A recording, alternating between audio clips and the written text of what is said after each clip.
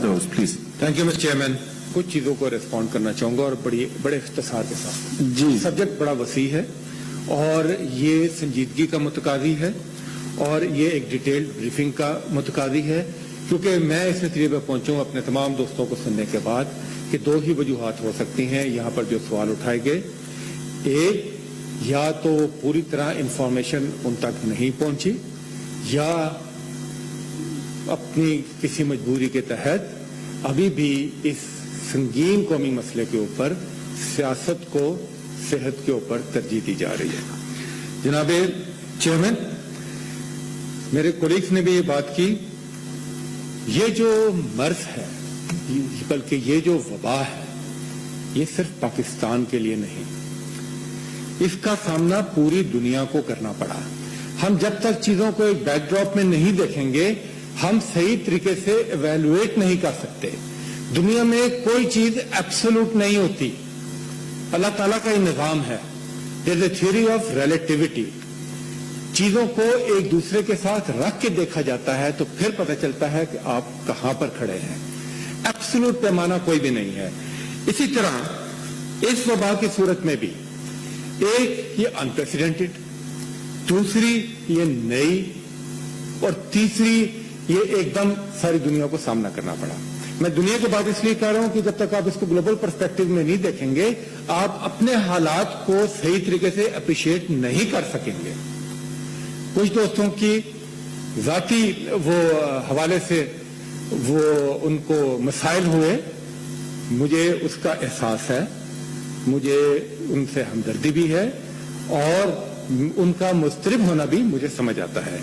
मगर क्योंकि जब हम इस ईवान में हम बात करते हैं तो हमें बड़े मुख्तार तरीके से बात करनी है, हमें अपने कंसर्न भी बताने हैं, मगर हमें ऐसी बात भी नहीं करनी कि जो कि डिसइंफॉर्मेशन के जुमरे में आती हो या जिससे कोई क्यास या पैनिक फैले बिला वजह। जनाब, पूरी दुनिया ने जो इसको रिस्पॉन्ड किया, there was not a uniform response. क्यों? ये जो मसला है ये सिर्फ सेहत का नहीं, इस सेहत का, मईशत का, मुआशरत का और अब आप उसमें सियासत भी ऐड कर सकते हैं। दूसरा, इसको एड्रेस करने के लिए हर मुल्क ने अपने हालात के मुताबिक, अपने पैरामीटर्स के मुताबिक, अपने मुआशरे के मुताबिक, अपने रिसोर्सेज के मुताबिक फैसले लिए। मैं एक मिसाल देता हूं। यूरोपियन यूनियन जो एक ब्लॉक है जो सारे फैसले इकट्ठे करता है, आप देख लें कोरोना पर एक फैसला नहीं है। स्वीडिश मॉडल अपना है, इटली ने अपना काम किया, जर्मनी का अपना तरीका कार रहा, बाहर चले जाए यूके, और रिजल्ट्स भी कोई यूनिफॉर्म नहीं। ये नहीं कि एकदम लॉकडाउन हो गया तो रिजल्ट बहुत अच्छे, ये भी नहीं कि लॉकडाउन बतदरीज हुआ तो रिजल्ट बहुत बुरे, ये भी नहीं जैसे स्वीडिश मॉडल है कि आपने लॉकडाउन किए बगैर इसको मैनेज करने की कोशिश की। तो ये सारे मामलात, अब मैं मुख्तसर करते हुए बात करना चाहता हूं पाकिस्तान की। यहां पर सूबों की बात करते हैं, यहां पर हुकूमत की बात करते हैं, आप ये क्यों भूल जाते हैं कि जितना अरसा आप लोग हुकूमतों में रहे, आप सेहत के निजाम के साथ यहां क्या करके गए, किस किस चीज का नोहा पड़े यहां पर, किस किस चीज का जिक्र करें यहां पर, फिर कहते हैं पीछे ना जाएं। पीछे ना जाएं तो आगे कैसे बढ़े? जब पीछे देखते हैं तो पता चलता है कि हमने कितने कदम आगे उठाए हैं, हम कितना आगे गए हैं। ओदा साहब तशरीफ रखें। जब ये इशू उठा तो कितनी लैब्स थी यहां पर? सिर्फ 2 बायो-52 लैब्स थी। हमने इन तमाम चीजों को इंस्टीट्यूशनलाइज किया। सूबों की बात करते हैं, मुझे बताएं 18th अमेंडमेंट के ऊपर जब हम यहां बात करते हैं तो यहां शोर मच जाता है। 18th अमेंडमेंट के तहत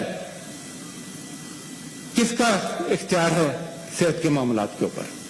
सूबों की जिम्मेदारी है। मगर इसका यह मतलब नहीं है कि हुकूमत, वफाकी हुकूमत اگر ایک وبا آتی ہے تو وہ اپنی ذمہ داری سے ہو، نہیں، ہرگز نہیں.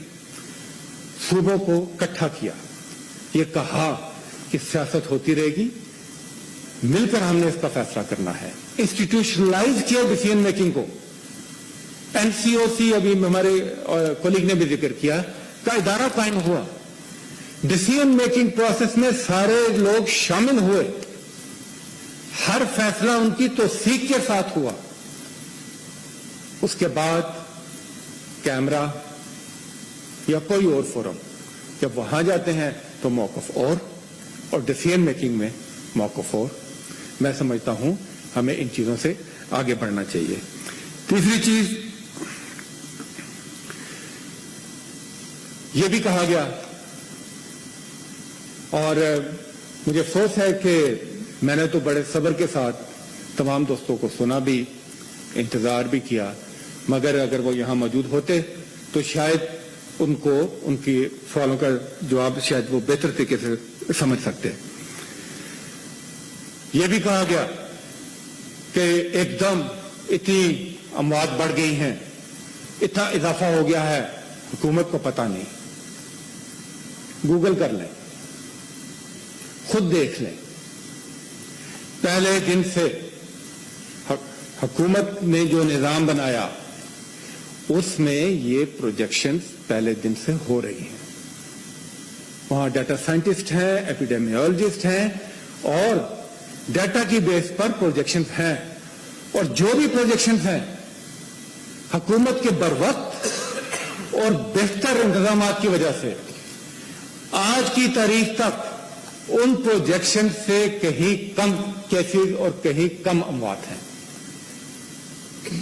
کسی ایک بھی شخص کی موت ہو اس کا مداوع نہیں ہے، مگر میں ان حالات کے مطابق میں ریکارڈ کی درستی کے لیے بات کرنا چاہ رہا ہوں. دوسری بات، ایک پیرامیٹر تھا کہ جو پریشر آئے گا اس کا جس کا ادراک تھا پہلے دن سے، اسی حساب سے صحت کی سہولتوں میں بتدریج اضافہ کیا گیا ہر لحاظ سے، چاہے وہ ٹیسٹنگ ہو، چاہے وہ شروع میں کوارنٹین کی فیسلٹیز کا ایشو آیا تھا وہ ایڈریس ہوا، وینٹیلیٹرز کا ایشو ہو، آئی سی یو بیڈز کا آکسیجنیشن کا ایشو ہو، یہ تمام چیزیں. اور ساتھ ساتھ نہ صرف نظر رکھی گئی، ٹرانسپیرنسی بھی رکھی گئی. مجھے تو شاید یہاں کھڑے ہو کر بات کرنے کی بھی ضرورت نہیں تھی. اگر آپ ریگولرلی جو بریفنگز ہیں این سی او سی کی، اسد عمر صاحب دیکھ رہے ہیں، اگر وہ دیکھتے تو کافی سارے سوالوں کا جواب آپ کو شاید وہیں پر مل جاتا. ریگولر بریفنگز ہوتی ہیں اس لیے کہ ہم کسی کو کسی ابہام میں نہیں رکھنے چاہتے. یہ قومی مسئلہ ہے اور ہم اس کو باوقار طریقے سے، اور قومیں جو ہیں وہ چیلنجز میں ہی سامنے آتی ہیں اور انشاءاللہ ہم اس چیلنج سے بخوبی نبردار آزما ہوں گے. جون کے متعلق آپ بیانات اٹھا کے دیکھ لیں. پہلے سے کہا گیا تھا کہ جون میں ہمارے کیسز جو ہیں وہ پیک کریں گے یا ہم پیک کی طرف جائیں گے اور اس میں اضافہ ہوگا اور یہ کوئی اچنبے کی بات نہیں ہے. اور اس کے ساتھ ساتھ ایک ایشو آ رہا ہے، یہ جو بیڈز کے متعلق بات ہو رہی ہے، اور اس میں بھی بیڈز کی کمی سے زیادہ جو ایشو نظر آیا وہ یہ ہے کہ شاید صحیح طریقے سے معلومات نہیں پہنچ رہی لوگوں تک، کیونکہ اگر ایک جگہ پر سیچوریشن ہوتی ہے تو دوسری جگہ پر اگر اویلیبلٹی ہے تو شاید وہ نہیں. تو اس کا بھی نظام وضع کیا جا رہا ہے. آپ نے کل پرسوں کی پریس کانفرنس میں دیکھا ہوگا، اپلیکیشنز بن رہی ہیں، آئی ٹی کا سہارا لیا جا رہا ہے اور یہ بھی انشاءاللہ چیزیں سٹریم لائن ہو جائیں گی. اوورسیز پاکستانیز، اس حکومت سے زیادہ اوورسیز پاکستانیز کا درد کس حکومت کو ہو سکتا ہے. ہماری الیکشن کمپین سے لے کر اقتدار میں آنے کے بعد تک ابھی تک جو بھی اوورسیز پاکستانی کے مسائل کے حوالے سے ریکارڈ قائم کیا ہے اس حکومت نے. ہاں، خصوصاً ان حالات میں ہمارے جو دوست، ہمارے جو اوورسیز بھائی یہ عرب ممالک میں، خصوصاً یو اے ای اور سعودی عربیہ میں، وہاں پر کیونکہ وہ جو حالات بنے they got stranded over there, वो अपनी जगह है, मगर उसमें सिर्फ एक फ्लाइट्स का इशू नहीं है कि जहाज भेजें और ले आए।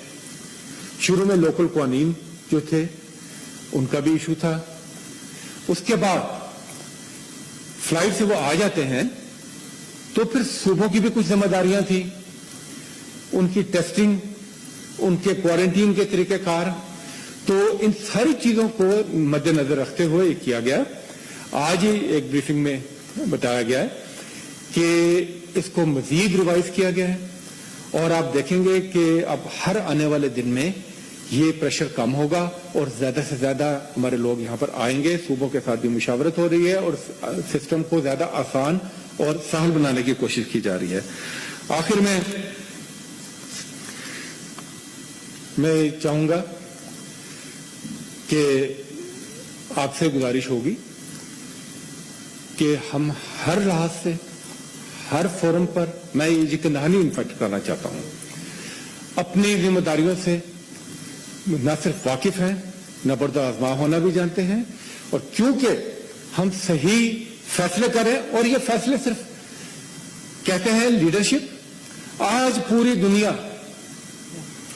दुनिया तायीद कर रही है उन फैसलों की जो कि वजीर आजम पाकिस्तान ने लिए थे।